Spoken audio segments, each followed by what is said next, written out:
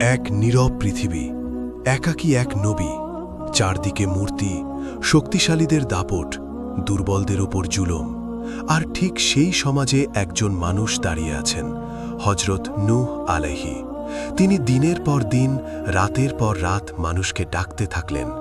কোরআন বলে তিনি ৯৫০ বছর দাওয়া দিয়েছেন, কখনো গোপনে, কখনো প্রকাশ্যে, কখনো ভালোবাসায়, কখনো সতর্ক বার্তা দিয়ে। তিনি বলতেন, হে আমার কওম, তোমরা শুধু আল্লাহর ইবাদত করো, তিনি ছাড়া তোমাদের কোনো উপাস্য নেই। কিন্তু জবাব কি ছিল? উপহাস, বিদ্রূপ, অস্বীকার। নেতারা বলতো, এ তো আমাদেরই মতো একজন মানুষ।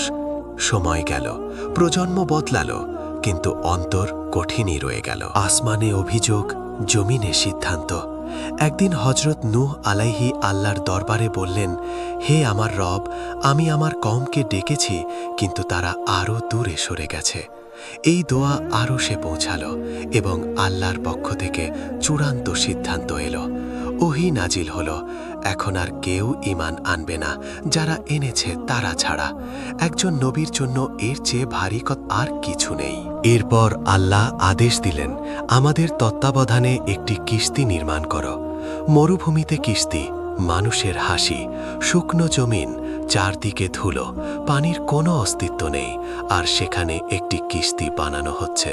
মানুষ থেমে থেমে দেখত আর হাসত, নূহ পাগল হয়ে গেছে, এখন সে নাবিক হবে। কিন্তু নূহ আলাইহি নীরব। তিনি জানতেন কে আজ হাসছে আর কে কাল কাঁদবে। তিনি বলতেন, আজ তোমরা আমাদের নিয়ে হাসছ, কাল আমরা হাসব। এই কিস্তির সাধারণ কোনো যান ছিল না, এটি ছিল আল্লাহর পরিকল্পনা। প্রতিটি প্রাণীর এক জোড়া, প্রতিটি মুমিন, সবাই ধীরে ধীরে প্রস্তুত হচ্ছিল। শেষ সংকেত, শেষ ডাক। হঠাৎ এক অদ্ভুত দৃশ্য, চুলা থেকে পানি বের হতে লাগল। এটাই ছিল প্রতিশ্রুত আলামত। আকাশ ভারী হলো, বৃষ্টি নামল, জমিন ফেটে পানি বেরিয়ে এলো। নূহ আলাইহি চিৎকার করে ডাকলেন, হে আমার ছেলে, আমাদের সঙ্গে উঠে পড়ো। ছেলে বলল, আমি পাহাড়ে আশ্রয় নেব। নূহ আলাইহি বললেন, আজ আল্লাহর আযাব থেকে কেউ রক্ষা পাবে না। পানি এসে দুজনের মাঝখানে দাঁড়িয়ে গেল। এক নবীর সন্তান চোখের সামনে ডুবে গেল, কারণ সে ঈমান আনেনি।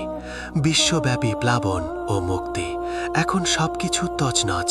পানি পাহাড়ের মতো ঢেউ তুলছে, বাতাস হাহাকার করছে। কিস্তি আল্লাহর নামে ঢেউয়ের উপর ভাসছে। বিসমিল্লাহি মাজরাহা ওয়া মুরসাহা। দিন যায়, রাত যায়, কোনো জমিন নেই। তারপর আদেশ এলো, হে জমিন, তোমার পানি শুষে নাও। হে আকাশ, থেমে যাও। পানি নামতে লাগলো, কিস্তি থামল জুদি পাহাড়ে।